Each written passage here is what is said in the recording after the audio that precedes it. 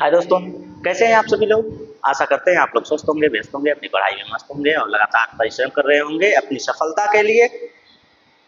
अपनी सफलता में आने वाली रुकावटों से लड़ने के लिए मजबूत हो जाइए, कमर कस लीजिए ताकि कोई भी ऐसी रुकावट ना हो जिससे आप छलांग लगाकर आगे ना जा पाए। तो इसके लिए सिर्फ और सिर्फ एक रास्ता है आप लोगों के लिए, सिर्फ और सिर्फ एक माध्यम है कि आप परिश्रम कीजिए।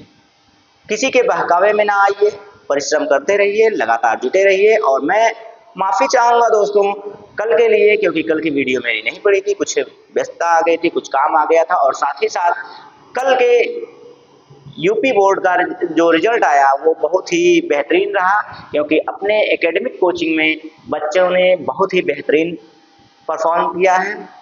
मैं उन सभी को बधाई भी देना चाहूँगा, क्योंकि मैंने भी रिजल्ट देखा सभी बच्चों का, तो सब लोग मतलब सम्मानजनक स्कोर लेकर ही आए हैं। जो ना के बराबर थे वो भी अच्छा सम्मानजनक स्कोर लेकर चले आए हैं, यानी कि मेहनत सबने की थी।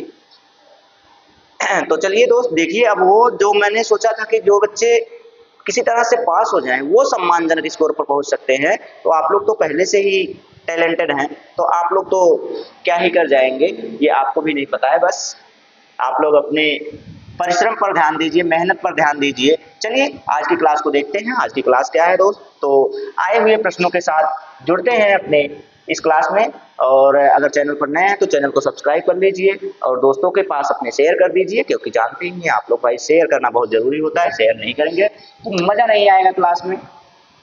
चलिए ये रहा आपका आज का प्रश्न आपके स्क्रीन बोर्ड पर। बस जल्द ही ये देखिए आ गया। तो देखिए परमाणु संख्या 46 वाला एक तत्व आवधिक तालिका में, तो आवधिक लिखा है आवर्त सारणी में, तालिका के किस ब्लॉक से संबंधित है। तो ये कहा जाएगा, तो मैं पहले पेन वन ले लूं, तब तक आप बताइए कि किस तालिका से संबंधित है भाई ये। तो आइए शुरू किया जाए।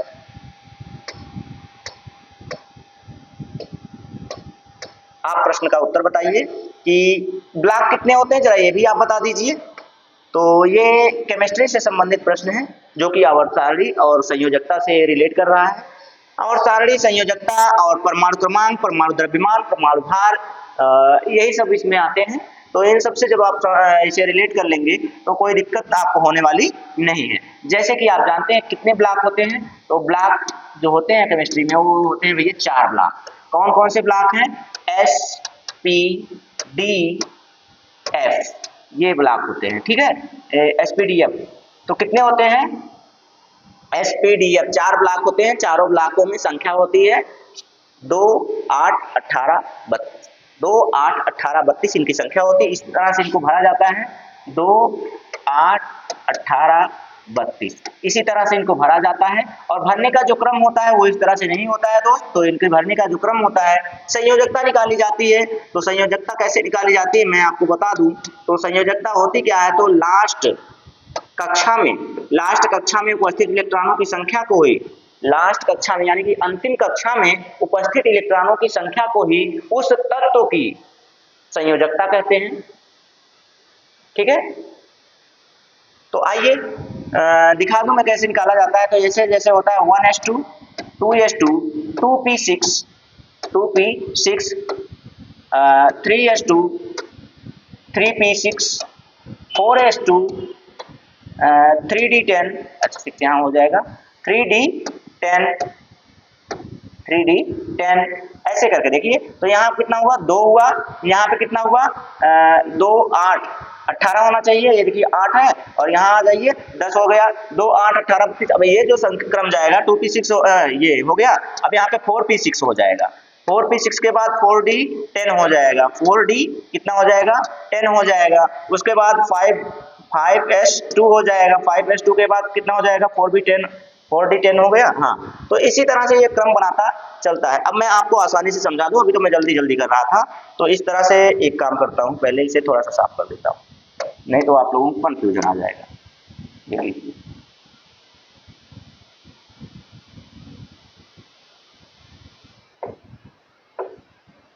ठीक है, अब आप देखिए, तो मैं आपको दिखाऊं, मतलब देखिए 1 मतलब ये जो कक्षा है एक में देखिए आप, यस मैंने कहा कि 2, 8, 18, 32 के क्रम में चलता है। 2, 8, 18, 32, 2, 8, 18, 32। और किस तरह से लोग दिखाते हैं, तो कहते हैं भैया 2, 8, 8, 18, 32, ये क्रम भी दिखाते हैं कुछ लोग। लेकिन जब कक्षा ही 4 है तो आप 2, 8, 8, 18, 32 कहाँ से दिखाएंगे उस तरह से, तो उसको भी मैं साबित कर देता। लेकिन ये क्लास जो है हमारी, ये है प्रैक्टिस सेट की। अब प्रैक्टिस सेशन है, तो प्रैक्टिस सेशन में मुझे थोड़ा सा तो वो क्या बोलते हैं, उसे कम करना ही पड़ेगा अपनी व्याख्या को। लेकिन फिर भी मैं आपको बता दे रहा हूँ। देखिए तो A1S2 में देखिए तो दो इलेक्ट्रॉन है, ये इलेक्ट्रॉनों की संख्या दर्शाता है, ठीक है। तो 1s2 में कितने इलेक्ट्रॉन है, 2 इलेक्ट्रॉन है। फिर उसके बाद आप देखेंगे 2sp, अब ये भी 2 ही है, 2 के साथ p है या से उसे नहीं, मतलब उसके 2 से कक्षा 2 में देखेंगे तो ये देखिए 2 और 6 दोनों जोड़ देंगे तो कितना हो गया, 8, 2 8 हो गया। उसके बाद 3 में देखेंगे, 3 एक का है, 3 यहाँ है, 3 यहाँ है। अब यहाँ देखिए 2 6 का मतलब 8 और यहाँ पे 10, डी वाले में 10 की संख्या होती है, तो ये कितना हो जाएगा। अब इस तरह से देखेंगे आप तो यहाँ SP D और F ऐसे रहेगा, SPDF। लेकिन ये इस तरह से नहीं भरा जाता है, वो मैं आपको बता दूंगा, तो इसको आप कंफ्यूज हो जाएंगे यहाँ पे, भाई बता दूंगा तो अभी बहुत आगे बढ़ जाएंगे, तो मैं आपको यही दिखा दूं। देखिए ये 2 हो गया, ये 6 हो गया, ये 10 हो गया, इनको जोड़ेंगे 18 हो गया। ये क्रम आया कि नहीं, पहले 2 आया, 8 आया, 18 आया। अब इसके बाद जो आएगा वो 32 का क्रम लेके आएगा। वो क्या लेके आएगा भाई, 4s2 के यहाँ 2 देखेंगे तो यहाँ 6 8 हो गया, फिर यहाँ देख लेंगे तो ये हो जाएगा SPD। अब इसके बाद जो हो जाएगा 4f आ जाएगा, तो 4f में अब वही आप सोच लीजिए कि 4f अब कितना हो गया, यहाँ पे हो गया कि 8 10 10 8 18, 18 दूना 36, 18 दूना 36 होगा, तो 18 दूना 36 के यहाँ पे 14 लेके आना पड़ेगा।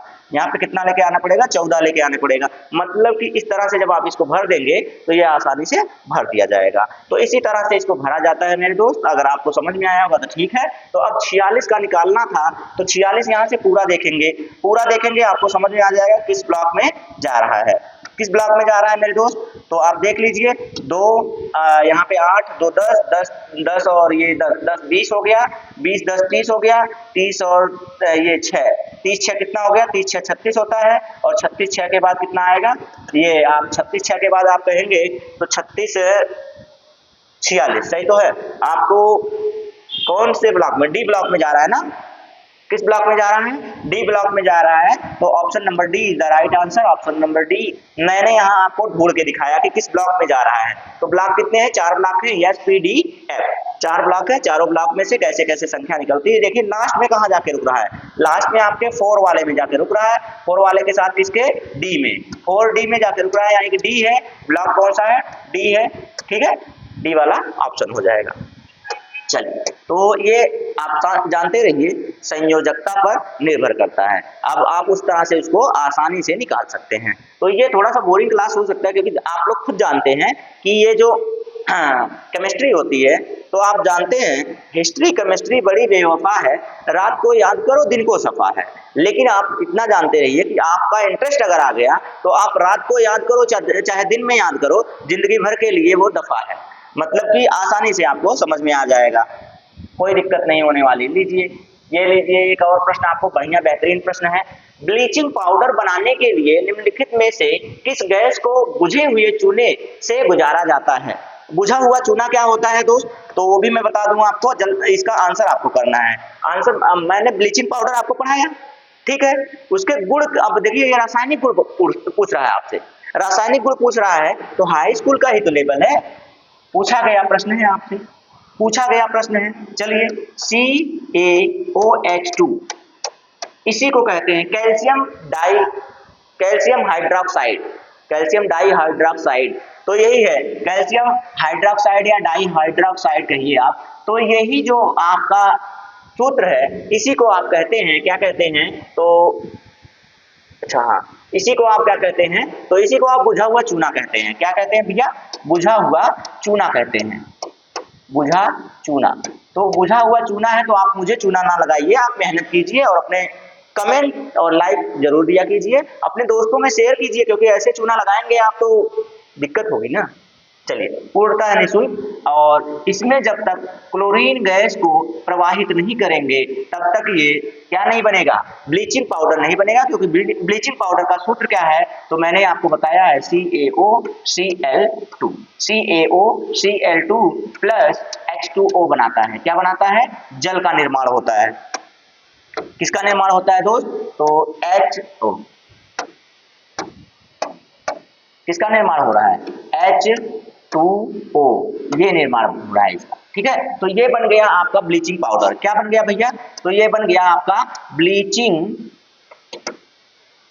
पाउडर, ब्लीचिंग पाउडर बन गया। और ब्लीचिंग पाउडर बन गया तो भैया आप आसानी से जानते हैं कि जल में उपस्थित कीटाणुओं को मारने के लिए इसका प्रयोग किया जाता है। जल में उपस्थित कीटाणुओं को मारने के लिए इसका क्या किया जाता है, प्रयोग किया जाता है। इसीलिए आप प्रयागराज में हैं तो आप देखते होंगे, सिटियों में होंगे, आप देखते होंगे कि पानी की जो सप्लाई होती है उसमें क्लोरीन की गंध आती है। किसकी गंध आती है, क्लोरीन की गंध आती है। क्यों आती है, क्योंकि उसमें ब्लीचिंग पाउडर भी मिलाया जाता है।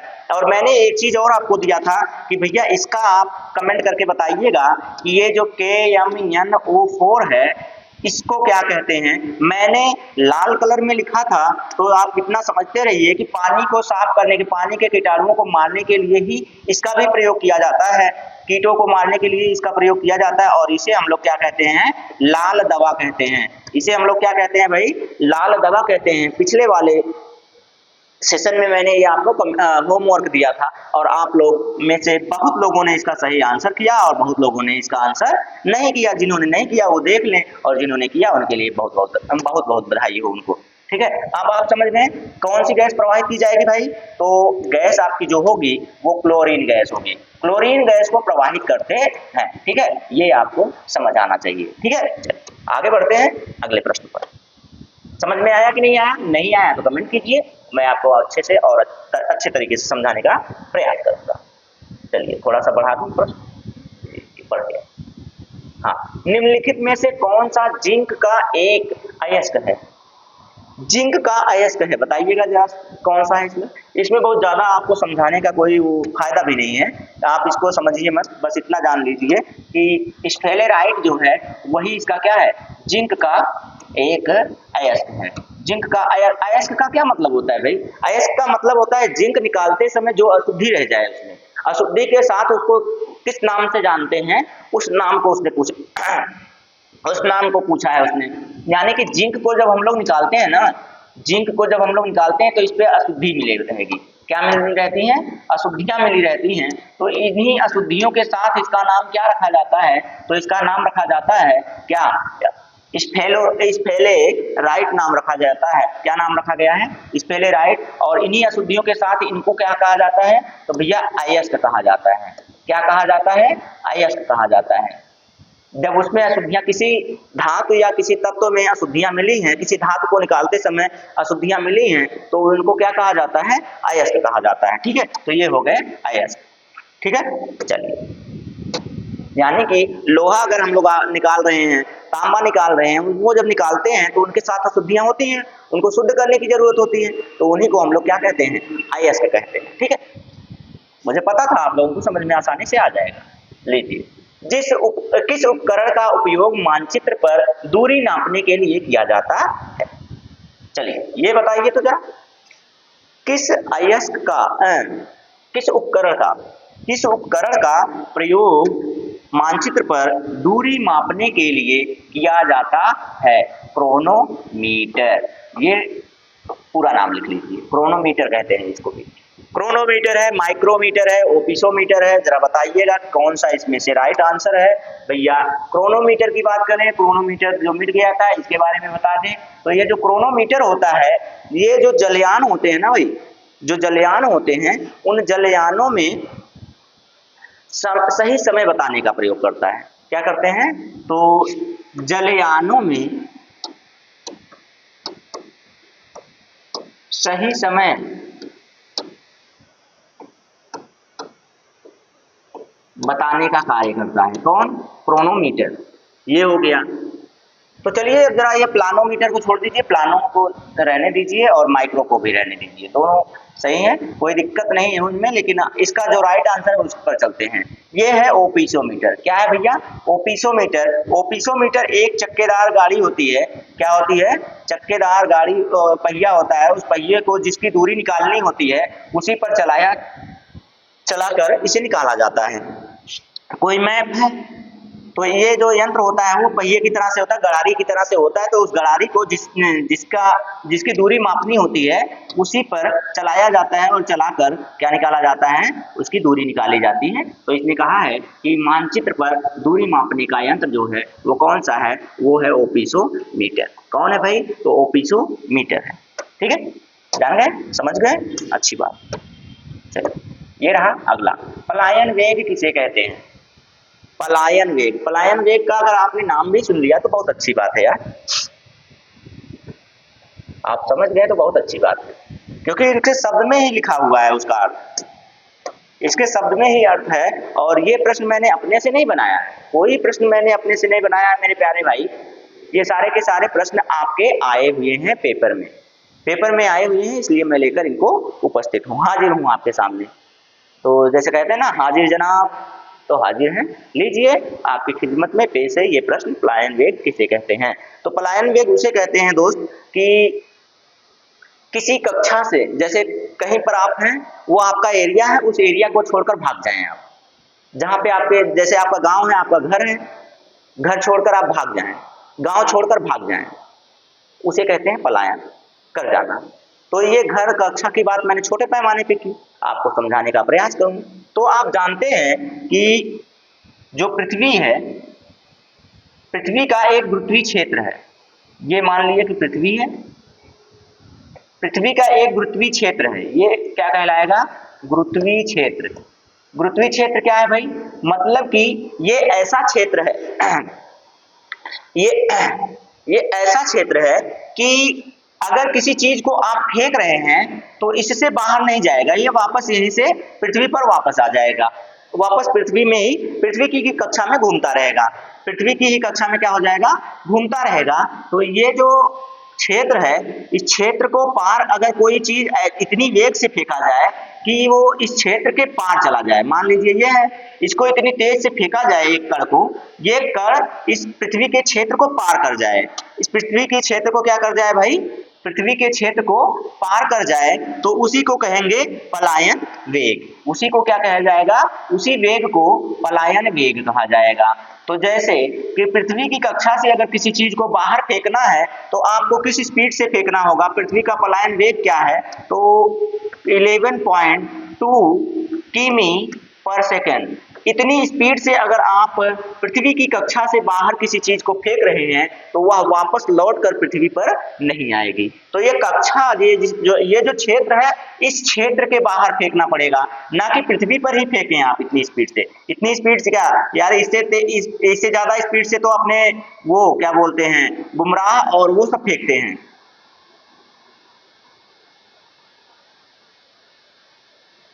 शमी और बुमराह फेंकते हैं भाई। आपके इस समय आईपीएल आप देख रहे हैं, शमी और बुमराह भैया, शमी और बुमराह भाई, बुमराह और मियां शमी, ये दोनों लोग जानते हैं कि मियां मैजिक लोग, ये लोग इतनी स्पीड से गेंद फेंक रहे हैं, ये तो 11 है, वो 100-150 के आसपास कर देते हैं। सोचिए 150 किमी पर घंटे की स्पीड से ये लोग फेंक देते हैं। तो अब आप सोचिए कि ये गेंद तो पृथ्वी के बाहर चली जानी चाहिए, तो पृथ्वी के बाहर ऐसे नहीं जाएगी मेरे प्यारे भाई। पृथ्वी के बाहर का मतलब ये है कि पृथ्वी का ये जो क्षेत्र है, आकाश में, ब्रह्मांड में जो क्षेत्र है, इस क्षेत्र के बाहर आप यहाँ खड़े होकर इतनी स्पीड से फेंक दीजिए, किस स्पीड से, इस स्पीड से फेंक दीजिए, तो ये क्या हो जाएगा? पृथ्वी के बाहर चला जाएगा और पृथ्वी पर वापस नहीं लौट कर आएगा। इसी को इसका क्या कहते हैं? पलायन वेग कहते हैं। तो आइए अब इस हिसाब से ऑप्शन पर देखते हैं कौन सा ऑप्शन सही होगा। उपग्रह का वेग नहीं, गलत है। वह वेग है जिससे उपग्रह पृथ्वी की गुरुत्वीय शक्ति से बाहर निकल जाए। हाँ यही है भाई, यही है। कोई उपग्रह, माफ कीजिएगा, कोई उपग्रह जब पृथ्वी की ब्रह्मांड में प्रक्षेपित किया जाता है तो पृथ्वी की जो पृथ्वी का गुरुत्वीय क्षेत्र है उससे बाहर रखना पड़ता है उससे बाहर करने के लिए उसे उतनी स्पीड से क्या किया जाता है, चलाया जाता है कि ताकि वो पृथ्वी के गुरुत्वीय क्षेत्र से बाहर निकल सके, वापस पृथ्वी पर ना आए। ठीक है, चलिए ठीक, ओके। प्रश्न नंबर 6, प्रकाश की तरंग का सिद्धांत किसने प्रतिपादित किया था? ये लीजिए, ये प्रश्न आपके लिए बेहतरीन प्रश्न है। इसका उत्तर आप इसमें तो नहीं ढूंढ पाएंगे, 100% की गारंटी है आप इसमें नहीं ढूंढ पाएंगे, क्योंकि इस प्रश्न का जो आया था वो 1999 में आया था ये प्रश्न, और यूपीएसआई का प्रश्न है। किसका प्रश्न है? यूपीएसआई का प्रश्न है भाई। यूपीएसआई का प्रश्न 1999 में आया हुआ प्रश्न है, और इसमें सबको एक नंबर, एक क्वेश्चन का आंसर जो नंबर था वो सबको समान रूप से मिला था। क्यों मिला था? क्योंकि ये प्रश्न ही गलत था, इसका ऑप्शन ही नहीं है इसमें आपने हाइगेंस का नाम सुना होगा। किसका नाम? हाइगेंस का नाम सुना होगा, हाइगेंस। इस समय आपकी बुक में इनका नाम ह्यूजेंस लिखा होगा। क्या लिखा होगा? ह्यूजेंस लिखा होगा भाई। इस समय आपकी बुक में इनका नाम ह्यूजेंस के नाम से लिखा जा रहा है। इन्होंने 1678 में यह सिद्धांत दिया था। इन्होंने 1678 में यह 78 को 76 लिख रहा हूँ, 1678 में यह सिद्धांत दिया था प्रकाश की तरंग की। प्रकाश की तरंग की क्या दिया था? सिद्धांत दिया था इन्होंने, और इसीलिए इसको हाइगेंस का सिद्धांत भी कहते हैं। क्या कहते हैं भाई? हाइगेंस का सिद्धांत भी कहते हैं इसको, हाइगेंस का सिद्धांत। ठीक है, इसीलिए इसको हाइगेंस का भी सिद्धांत कहते हैं। 1678 ईस्वी में इन्होंने दिया था प्रकाश की तरंग का सिद्धांत। क्या दिया था भाई? इन्होंने ही दिया था प्रकाश की तरंग का सिद्धांत। किसने दिया था? हाइगेंस महोदय ने दिया था, और वो इसमें नहीं थे, इसीलिए ये प्रश्न जो है वो गलत था। ठीक है, मैं ऑप्शन सही कर सकता था, लेकिन ऑप्शन सही करने से क्या फायदा होता, मुझे ये बताने का मौका कैसे मिलता कि आप लोगों का ये जो प्रश्न था यूपीएसआई में आया हुआ वो गलत था। ठीक है, ये प्रश्न आपका गलत आया हुआ था, और इसका राइट आंसर मैंने आपको दे दिया है। और जानते हैं कि ये जो प्रकाश है इसकी प्रकृति कैसी है भाई? प्रकाश की प्रकृति जरा बताइएगा मेरे दोस्त। प्रकाश की प्रकृति, प्रकाश की प्रकृति कैसी होती है ये कमेंट करके आप हमें बताइएगा। कमेंट करके आप हमें बताइएगा कि कौन सी प्रकृति की होती है। क्या एकल होती है? क्या एकल होती है, द्वैत होती है, या फिर त्रिआयामी होती है? कैसी होती है? त्रिआयामी होती है, त्रिआयामी, त्रिआयामी होती है। कौन सी प्रकृति की होती है ये प्रकाश की प्रकृति? प्रकाश की प्रकृति कौन सी प्रकाश की प्रकृति कैसी होती है वो आपको बताना है। ठीक है, तो ये प्रश्न आपको दे दिया मैंने, और अभी बहुत सी चीजें हैं जो मैं आपको बताना चाहता हूँ, लेकिन वो थ्योरी की क्लास में संभव है, इसमें मैं करने लगूंगा तो 5 प्रश्न 10 प्रश्न जाते जाते घंटे बीत जाएंगे आपके, जिससे आपको कोई चीजें आपको बोरिंग होने लगेगा कि भाई 5 प्रश्न लेते हैं और पूरा इतना व्याख्या कर देते हैं सर जी कि हम लोग बोर हो जाते हैं। ठीक है, कौन सा भारी जल है ये आप हमें कमेंट करके बताइएगा भाई, जल्दी से कमेंट करके बताइएगा। ये प्रश्न बहुत आसान सा है, मैंने पढ़ाया हुआ है, मैंने पढ़ाया हुआ प्रश्न है, आप इसको बताइएगा, तब तक मैं कुछ कार्य कर लूं।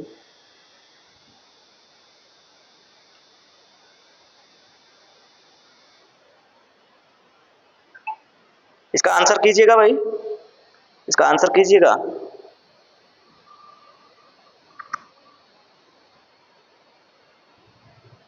जल्दी से आंसर कीजिएगा इसका।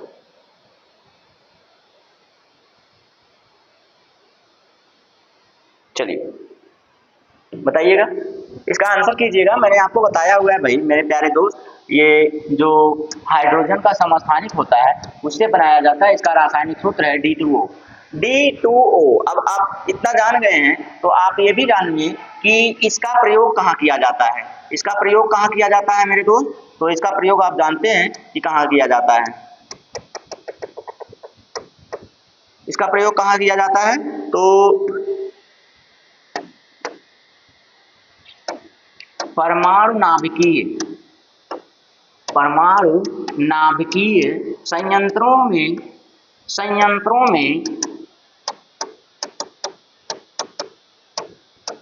मंदक के रूप में किया जाता है, मंदक के रूप में किया जाता है। किसका प्रयोग? तो ये D2O का प्रयोग। D2O एक क्या है? भारी जल है। इसको क्या कहा जाता है भाई? सामान्य तौर पर इसे क्या कहा जाता है? भारी जल कहा जाता है। और ये हाइड्रोजन का समस्थानिक है। हाइड्रोजन का क्या है भाई? समस्थानिक है। ठीक है, हम समस्थानिक है, हाइड्रोजन का समस्थानिक है। ठीक है, कोई बात नहीं, हाइड्रोजन का समस्थानिक है, सारी चीजें आप जान गए। प्रयोग कहाँ किया जाता है? परमाणु नाभिकीय संयंत्रों में इसका प्रयोग किया जाता है। और इसका नाम क्या है भाई? क्या ड्यूटेरियम है? क्या ड्यूटेरियम ऑक्साइड है? या फिर आपका मैग्नीशियम सल्फेट है, हाइड्रोजन ऑक्साइड है, या नाइट्रोजन है? तो इसमें से आपको बताना था। तो इसमें से आपका जो राइट आंसर है वो option number A is the right answer in this question. आपको जानते हैं ये सब मोस्ट इंपॉर्टेंट प्रश्न है जो कि आपके पेपर में बहुत आसानी से आपको उल्लू बना देते हैं, क्योंकि आप लोग इन पर ध्यान नहीं देते हैं। जब इन पर ध्यान नहीं देते हैं तो यही प्रश्न आकर आपको उलझा देते हैं और कंफ्यूजन में डालकर चले जाते हैं आपका एक क्वेश्चन लेकर। ठीक है, चलिए तो ये प्रश्न आपके आगे, जब किसी पदार्थ का तापक्रम बढ़ता है तब उसके अणुओं की मध्य गतिज ऊर्जा के मान पर क्या प्रभाव पड़ता है? मतलब ये कह रहा है कि यदि किसी चीज को हम गर्म करते हैं, यदि किसी चीज को हम गर्म करते हैं तो उसके जो अणु हैं उनकी गतिज ऊर्जा पर क्या प्रभाव पड़ता है, यही आपको बताना है। तो आप जरा ये बताइए कि जब आप पानी को उबालते हैं, मैं आपको आसान सा उदाहरण देता हूं कि जब आप पानी को उबालते हैं तो जब पानी उबालते हैं तो आप बताइए, पहले तो पानी शांत रहता है, फिर उसके बाद पानी धीरे धीरे क्या करता है? गति करने लगता है। धीरे धीरे क्या करने लगता है? गति करने लगता है। और गति करने को ही गतिज ऊर्जा कहते हैं। धीरे धीरे जितना उसका हीट, जितनी ऊर्जा आप बढ़ाओगे, जितना उसे हीट करोगे, जितना गर्म करोगे, जितनी देर तक गर्म करोगे, उतनी स्पीड से वो क्या करने लगता है? उबलने लगता है। उबलने का मतलब उबलता है तो जल गति करता है ना, जल के अणु गति करते हैं ना, पानी के अणु गति करते हैं ना, यानी कि उनकी गति बढ़ जाती है। जब गति बढ़ जाती है तो उसी को कहते हैं कि गतिज ऊर्जा में वृद्धि हो गई, गतिज ऊर्जा जो है वो बढ़ गई। तो उसी तरह से सभी पदार्थों में होता है कि अगर उनको गर्म किया जाए, किसी भी पदार्थ को गर्म किया जाए तो उनके अणु जो होते हैं ना वो गति करने लगते हैं, उनकी गति बढ़ जाती है। उनकी गति क्या होती है? बढ़ जाती है। तो इसमें क्या, जब किसी पदार्थ का तापक्रम बढ़ता है, किसी पदार्थ का तापक्रम बढ़ाइए तो उनकी गतिज ऊर्जा में वृद्धि हो जाती है। यहाँ पे वृद्धि नहीं लिखा है, यहाँ पे लिखा है बढ़ता है।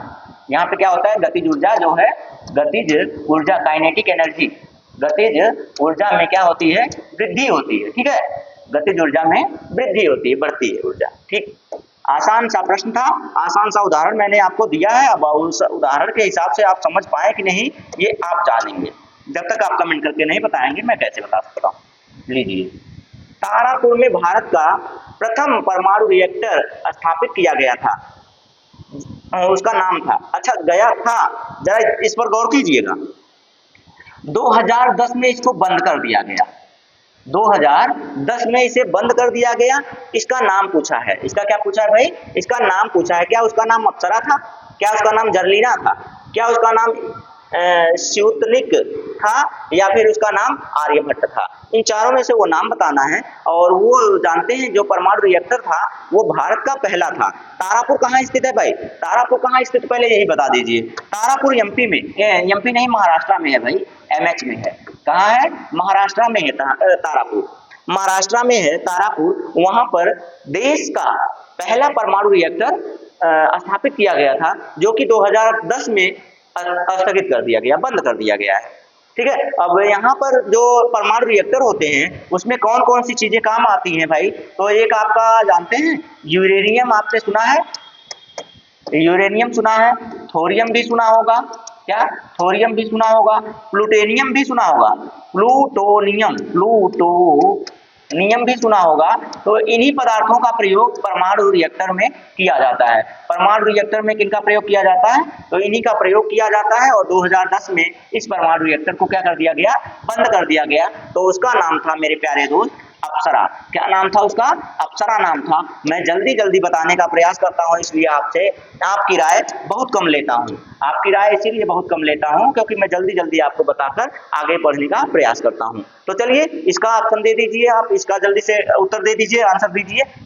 किस उपकरण का उपयोग मानचित्र पर दूरी नापने के लिए किया जाता है? ये मैंने आपको बताया है, दोबारा प्रश्न रिपीट हुआ है, आप बता दीजिए, आप कमेंट कर लीजिएगा। चलिए, तो अभी तक तो हम लोग वायुदाब नहीं पढ़े थे, वायुदाब नहीं, हम लोग अभी तक दबाव पढ़े थे, दबाव और दाब पढ़े थे। आज आ गया वायुदाब। क्या आ गया? वायुदाब। अभी तक हम लोगों ने वायुमंडलीय दाब भी पढ़ा था। क्या पढ़ा था? वायुमंडलीय दाब भी पढ़ा था। एस्ट्रोनॉमिकल यूनिट जो होती है जिसकी इकाई, उसे पढ़ा था हमने। ठीक, माफ कीजिएगा, वायुमंडलीय दाब और एस्ट्रोनॉमिकल यूनिट दोनों एक नहीं है भाई। एस्ट्रोनॉमिकल यूनिट जो होती है वो खगोलीय दूरी की इकाई होती है।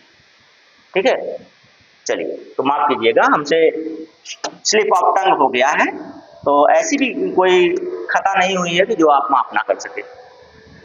आइए इस प्रश्न का उत्तर दीजिए।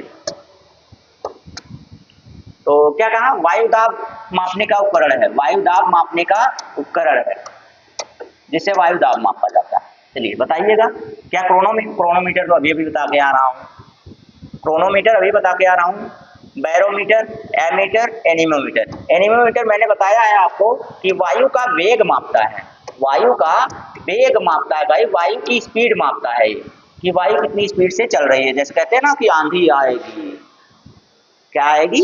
आंधी आएगी, तो आंधी कितनी स्पीड से आएगी उसको भी ये बता देता है एनीमोमीटर। ये हो गया।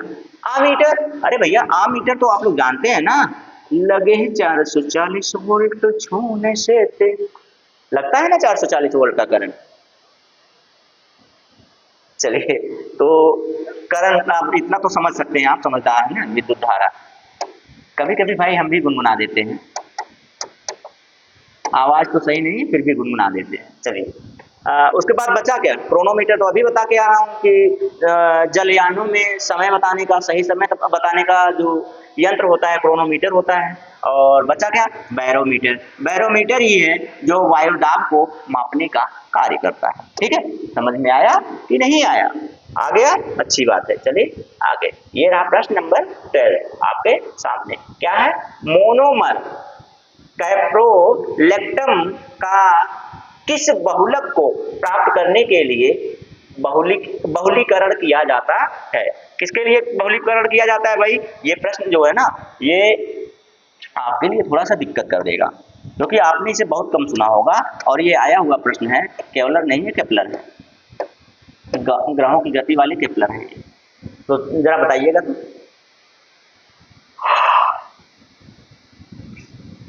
प्यास लगी है, कोई पानी पिलाने वाला नहीं बचा है भाई यहाँ, मैं अकेला हूँ आज। चलिए, तो क्या है भाई?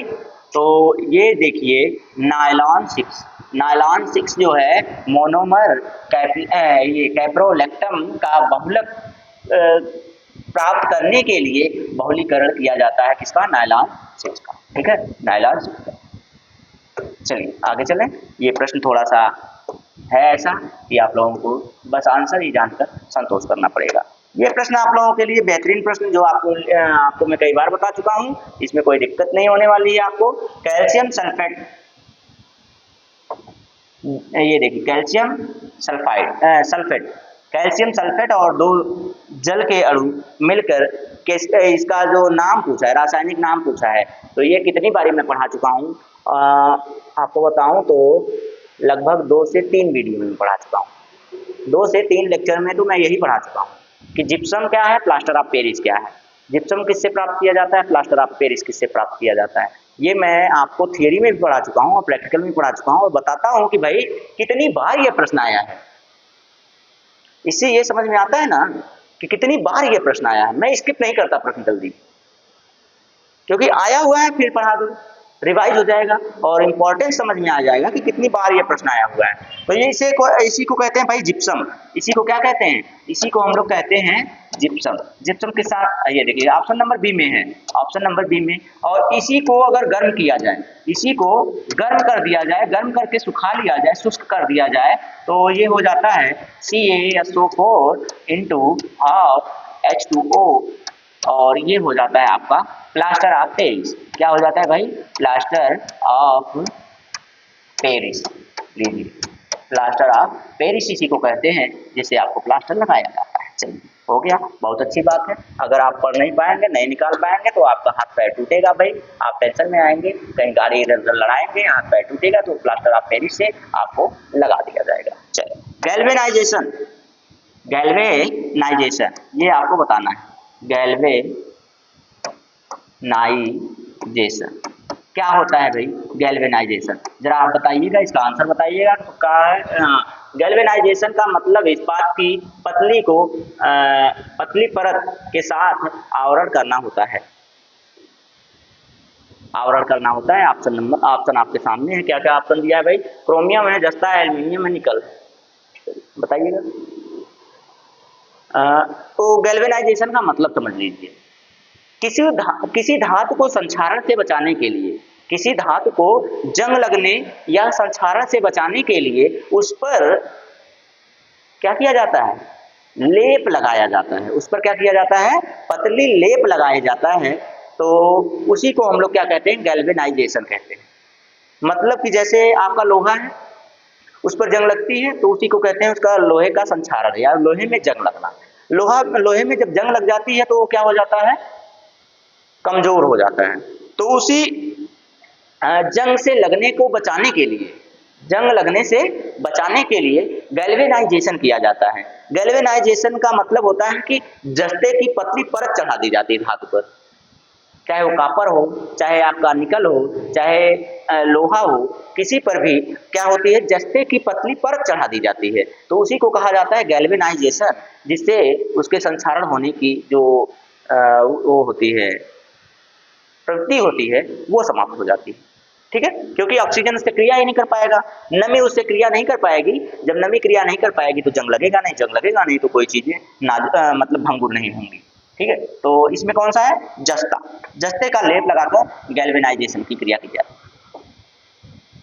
बचाने के लिए और भी तरीके हैं, लेकिन गैल्वेनाइजेशन का यही तरीका है कि जस्ते की पतली परत चढ़ा दी जाती है।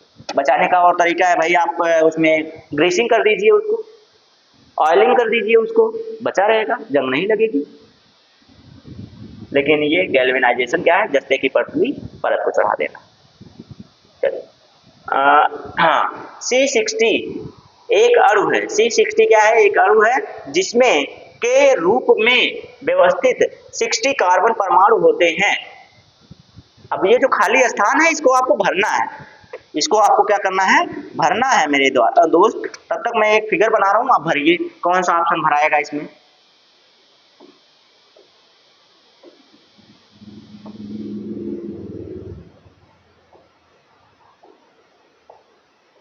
बहुत अच्छा तो नहीं बन रहा है लेकिन बन गया। ठीक है,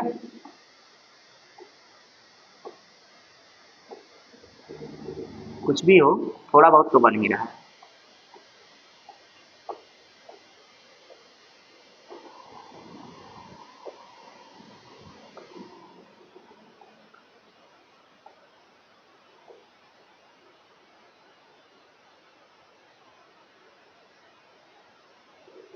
ये जो आकृति दिख रही है, कैसी दिख रही है आपको? कुछ मतलब बढ़िया तो नहीं बना पाए हैं। फुटबॉल जैसी आकृति लग रही कि नहीं लग रही है? फुटबॉल या वॉलीबॉल जैसी आकृति इसकी लग रही कि नहीं लग रही? जरा बताइएगा। लग रही है ना?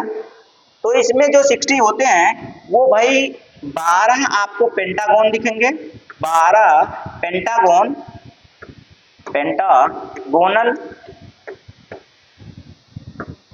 प्लस 12 पेंटागोनल और 20 हेक्सागोनल होंगे, मिलेंगे। हेक्सागोनल आकृतियां मिलेंगी। तो यही इसका राइट आंसर हो जाएगा। 60 में यही बन के आएगा भाई आपका। 60 में आपको यही बन के मिलेगा कि पेंटागोनल अच्छा आपको तो इसी तरह से, अच्छा हेक्सागोनल और पेंटागोनल का नाम मतलब जानता हूँ कि 75% लोग जानते भी नहीं होंगे।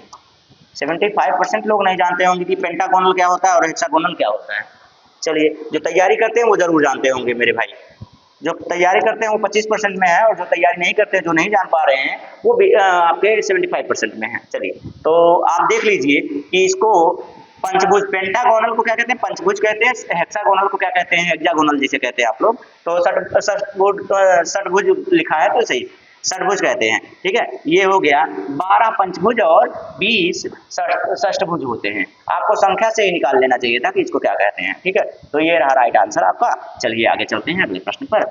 ये रहा आपके पास अगला प्रश्न। सर्वोत्तम गुणवत्ता वाला कोयला जिसमें 80 से 95% कार्बन होता है वह है। ठीक है, तो मतलब ये बताना है कि भाई कोयला सबसे अच्छा कौन है और सबसे खराब कोयला कौन है। सबसे अच्छा कोयला कौन है जिसमें 80 से 95% होता है, और सबसे खराब वाला जो आपको मिलेगा वो हो जाएगा आपका 25 से लगभग 30 या 35% तक होगा। ठीक है, गुणवत्ता, तो गुणवत्ता 80% 95% किसमें होगी, ये हो जाएगा आपका एंथ्रासाइड। एंथ्रासाइड्स है ना, एंथ्रासाइड है तो एंथ्रासाइड, एंथ्रोसाइड भी होगा, एंथ्रासाइड भी हो सकता है, तो ये हो गया। भाई खराब वाला कौन सा है, लिग्नाइट है, हाँ लिग्नाइट, लिग्नाइट, लिग्नाइट सबसे खराब में आ जाएगा। इस तरह से गुणवत्ता में सबसे खराब कौन आ जाएगा, लिग्नाइट आ जाएगा, और सबसे अच्छा कौन हो जाएगा, एंथ्रासाइड्स हो जाएगा। ठीक है, ये हो गया आपका राइट आंसर। ओके, कोई दिक्कत कोई परेशानी हो तो बताइएगा। ये कोयले की गुणवत्ता के आधार पे है। चलिए, को छोड़कर निम्नलिखित सभी संघनन बहुलक हैं। संघनन बहुलक है, किसको छोड़कर भाई, को छोड़कर बाकी संघनन बहुलक हैं, और जो नहीं छोड़ा गया उससे कपड़े का निर्माण किया जाता है। तो इन तीनों को आप छोड़ दीजिए, जो बच गया पॉलिएस्टर बच रहा है, पॉलिएस्टर ही आपका क्या है, पॉलिएस्टर ही वो बहुलक है। ठीक है,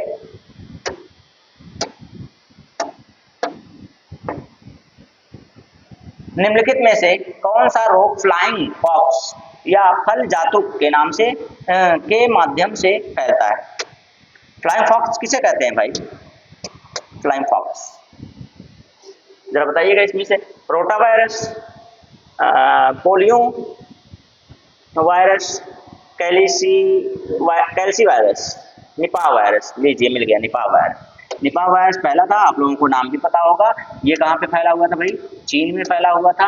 ये जानवरों से WHO द्वारा यह पता किया गया था कि जो निपाह वायरस, अभी जल्दी हम लोगों को भी पता है कि निपाह वायरस जो होता है ना, वो जानवरों से मनुष्यों में होने वाला रोग है। जानवरों से मनुष्यों में फैलने वाला वायरस जनित रोग है। क्या है, वायरस जनित रोग है, वायरस जनित रोग है। ठीक है, विषाणु से होने वाला रोग है, फैलने वाला। तो ये आप जानते हैं चीन में सुअरों का पालन था, सुअरों से ही यह वायरस, उनसे जो पालने वाले देख रेख करने वाले थे उनको हुआ, उनके पालने वालों को हुआ, यानी कि मनुष्यों को हुआ, और मनुष्य से होकर उसके बाद फैला। और अपने भारत में सबसे पहले यह केरल राज्य में देखने को मिला था। भारत में सर्वप्रथम यह कहाँ देखने को मिला था, सर्वप्रथम यह केरल राज्य में,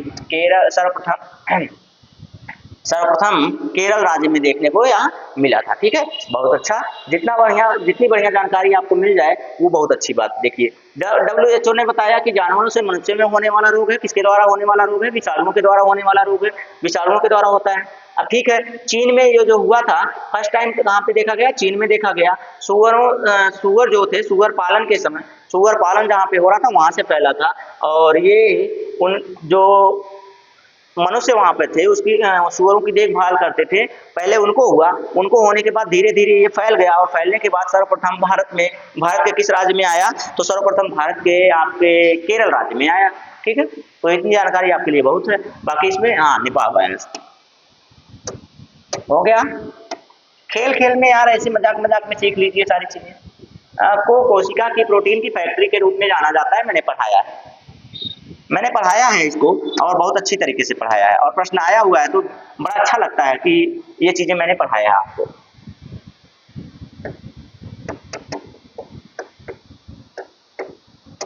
राइबोसोम्स नाम आपने सुना है ना, राइबोसोम्स के ऊपर जो ये अंतःप्रद्रव्य जालिका जो होती है, इसके ऊपर खुरदुरी अंतःप्रद्रव्य जालिका है। इसमें से दो प्रद्रव्य जालिका पाई जाती हैं, एक तो होती है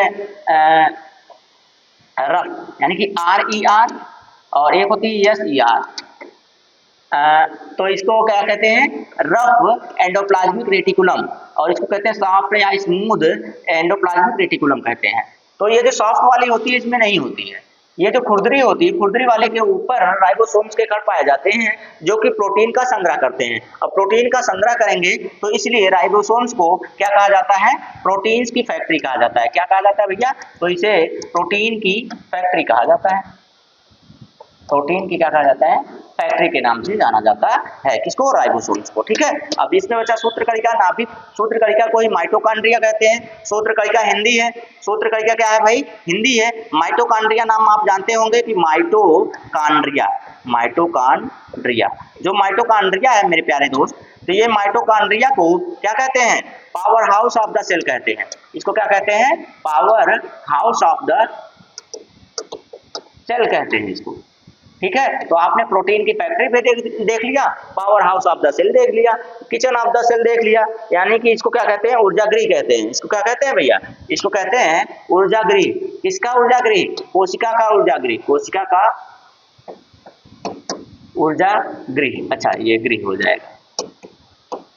ठीक है, इतनी जानकारी अगर आपके पास हो गई तो बहुत अच्छी बात है। जानकारियां तो बहुत है, लेकिन मैं आपको प्रेषित नहीं कर पाऊंगा। इसी आगे आएगा कुछ। ओ, प्रश्न खत्म हो गया यार, कुछ और प्रश्न रखे गए थे। 25 प्रश्न दिया था मैंने, देखिए 25 प्रश्न दिए गए थे, आपको 20 प्रश्न मिले हैं यहाँ पर, यानी कि हमारे टाइपिस्ट महोदय ने कुछ प्रश्न हटा दिए हैं। तो कोई बात नहीं, कोई दिक्कत नहीं, कोई परेशानी नहीं है, ये तो अगले में प्रश्न लेके आ जाएगा, कोई दिक्कत नहीं है, कोई मसला नहीं है। तो कितने प्रश्न आपके सही हुए, कैसी लगी क्लास, ये कमेंट जरूर कीजिएगा। कितने प्रश्न आपके सही हुए हैं, अगर सारे प्रश्न आपके सही होने लगे तो आप समझिएगा कि आपकी तैयारी बेहतर है। और कैसी लगी क्लास, क्लास अच्छी लग रही है तो अच्छी बात है, अगर नहीं अच्छी लग रही हम और इम्प्रूव करेंगे अपने आप को, लेकिन आपको कोई समस्या नहीं होने देंगे। तो इसी तरह से आप हमारे पूर्वांचल कैरियर क्लासेस से जुड़े रहिए, अपने दोस्तों में भी शेयर कर दीजिए, बोल दीजिए उनको कि भाई पूर्णतः निःशुल्क क्लासेस चल रही हैं, आपको लेने में क्या है। ठीक है, सफलता कहीं ना कहीं सुनिश्चित हो जाती है जब आप एक बेहतरीन क्लासेस से जुड़ जाते हैं। हाँ, देखते हैं हम कि एडवर्टाइज के लिए लोग हमेशा लगे हुए हैं, थोड़ा सा कुछ आया नहीं कि लग जाते हैं यूट्यूब पर, बच्चों को गुमराह करने में, बच्चों को साहस देने में, मतलब गुमराह भी करते हैं, साहस भी देते हैं, अच्छी बात है, उनको सांत्वना मिल जाती है। लेकिन ये बात है कि उसके माध्यम से आप उनको भटकाइए तो ना, बहुत भटका भी देते हैं, इसलिए थोड़ा सा नाराजगी होती है। तो जितना है उतना ही बताइए, उससे बहुत ज़्यादा मत बता दीजिए कि बच्चे एकदम से उत्सुक हो जाएं या फिर हतोत्साहित हो जाएं। तो चलिए दोस्त, मैं चाहूँगा कि आप लोग और आपके जो यार मित्र फ्रेंड्स हैं सब लोग ये क्लासेस देखें और इसे अपना प्यार दुलार दें, क्योंकि बहुत ही बेहतरीन तरीके से बनाया जाता है, बहुत मेहनत लगती है।